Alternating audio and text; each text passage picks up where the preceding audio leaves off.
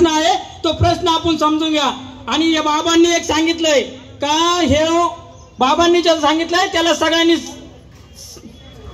त्याला समर्पण द्या का आपण प्रशासन कायदा करीत नाही, प्रशासन कायदा हाकितो. आपण आमदार कायदा करतो, खासदार कायदा करतो. कायदा करणाऱ्याच्या विरुद्ध जर आपण उठून उठलो नाही तर आपला प्रश्न सुटणार नाही. आपला प्रश्न आपल्याला सोडवायचा तर आमदार खासदार फिरायचे बंद करा.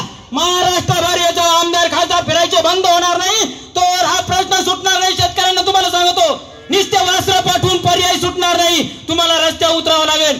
लोकप्रतिनिधींना प्रश्न विचारावे लागतील. जेव्हा लोकप्रतिनिधींना तुम्ही प्रश्न विचारशाल तेव्हा तुमचा प्रश्न सुटेल. तेव्हा विनंती करतो वासरं पाठवू नका. वासरं पाठवणे म्हणजे तुमचा प्रश्न सुटला नाही.